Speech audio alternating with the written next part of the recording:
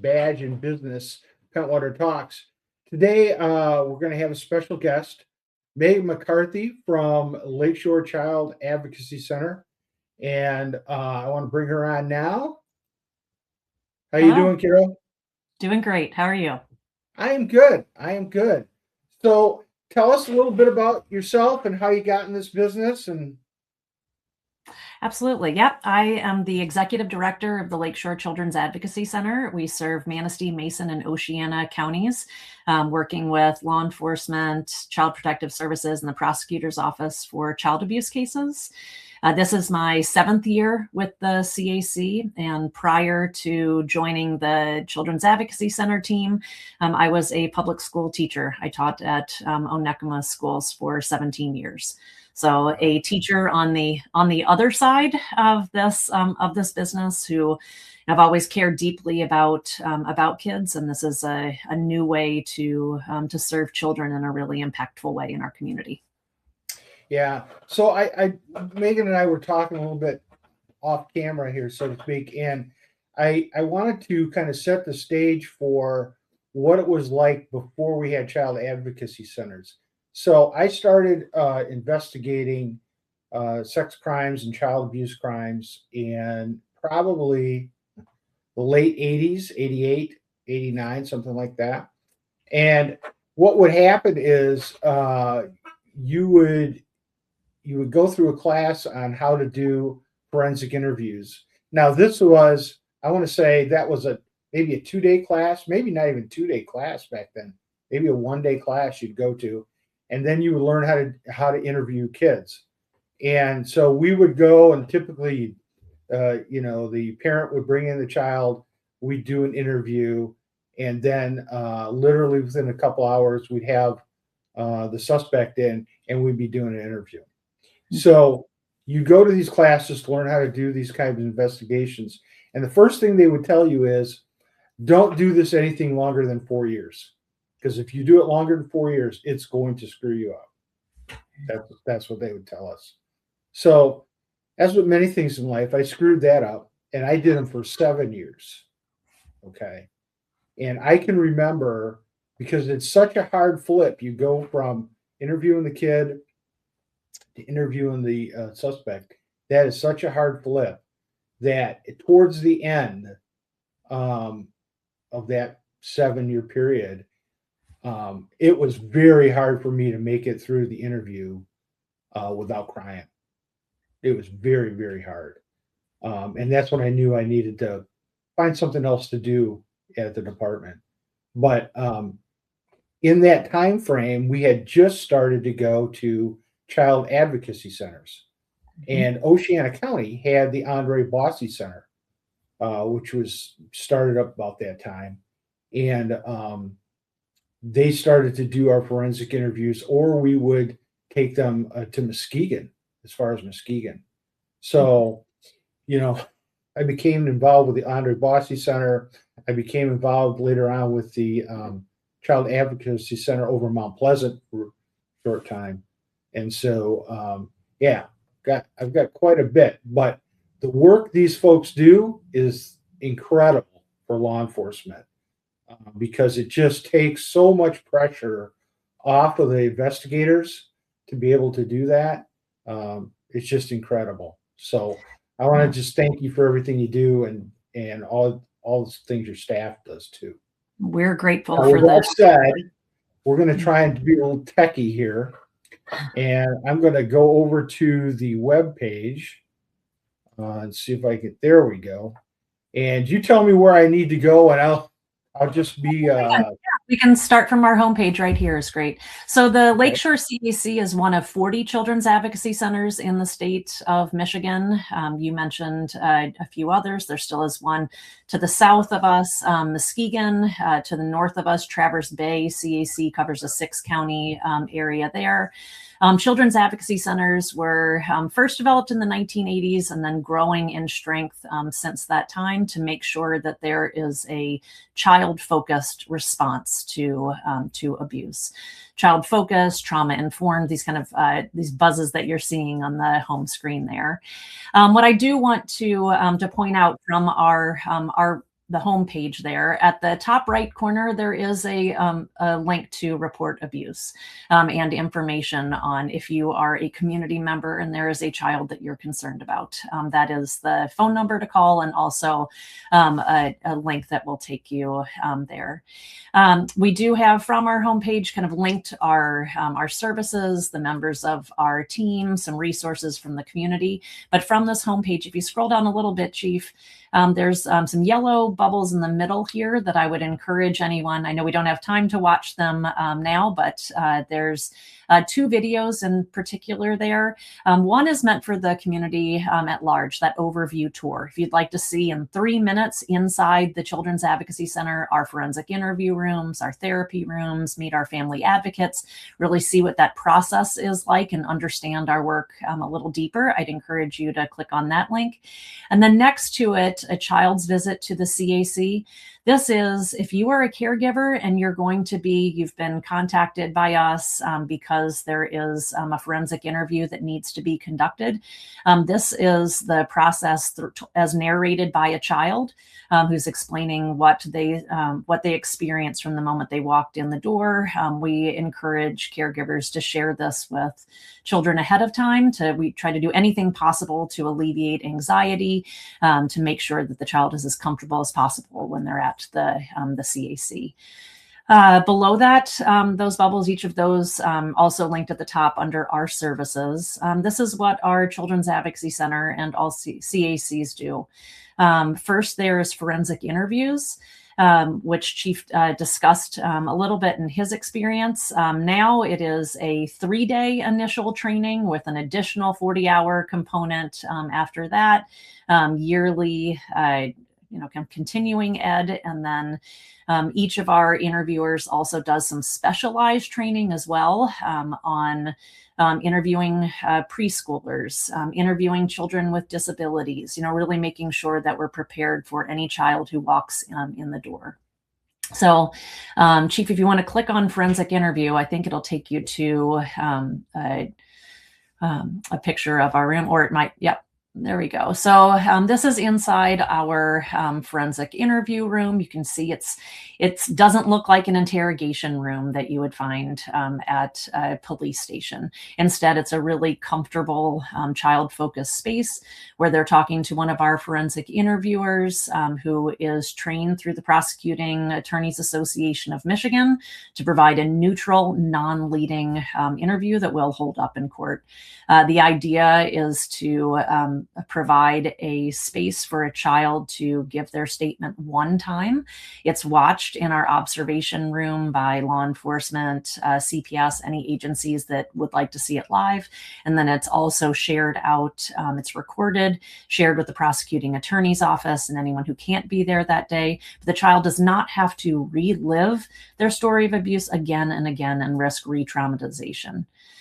So, yep, that's our forensic interview. If you scroll down a bit, below that we have 2 family advocates. This would be the main contact for that family from before they come to the CAC, preparing them while they are there, and then for follow-up and wraparound services afterwards.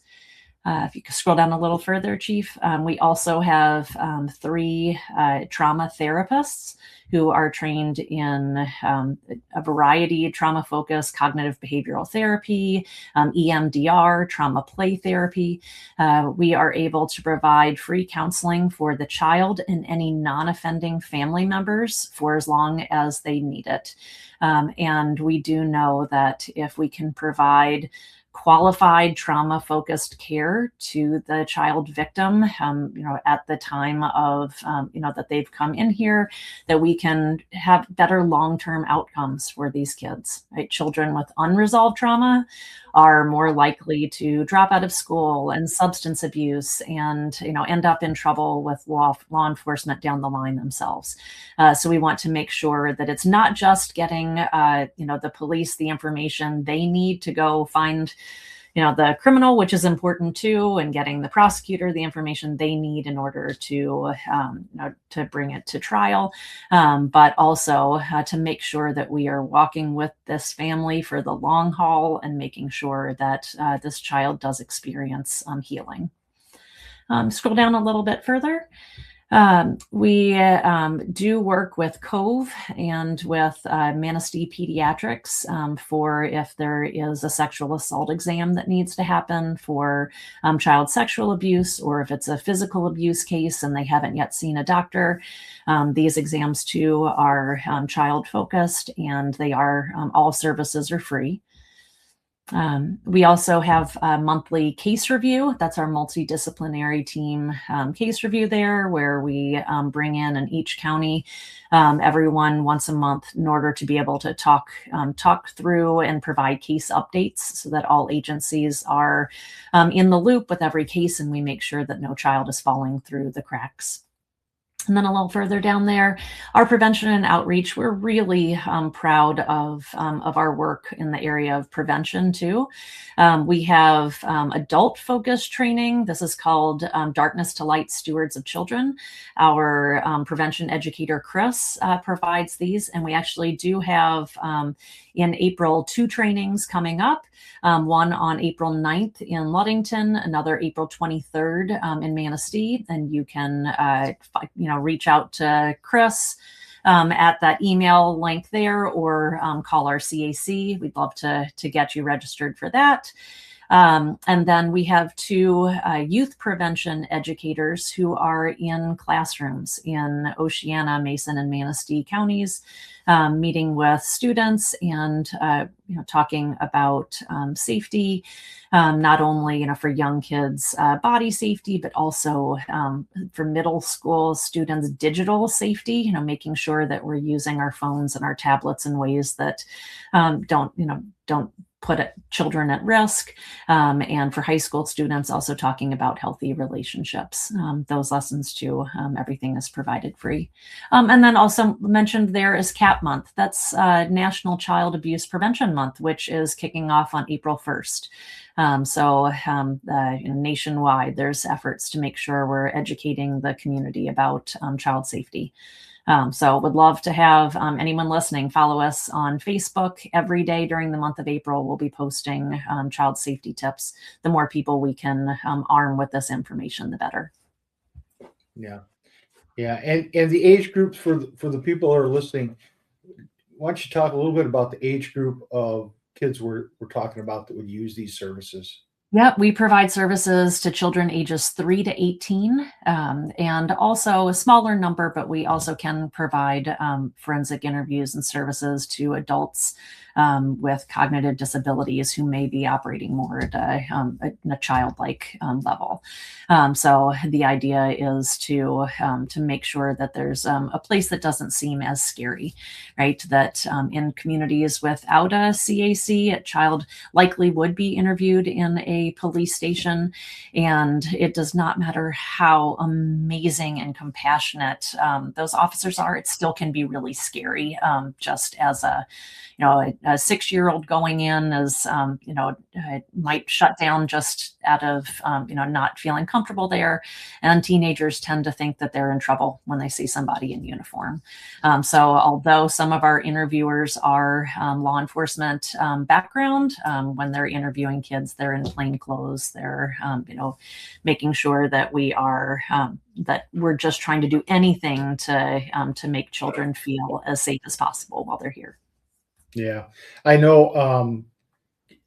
I can't even tell you how many interviews I did with kids, and they are just, it was always amazing. I had one little guy that I was talking to, and he literally looked at me at one point in the interview, and he went like this. He goes, "Do you think I'm going to tell you what happened?" No. Okay.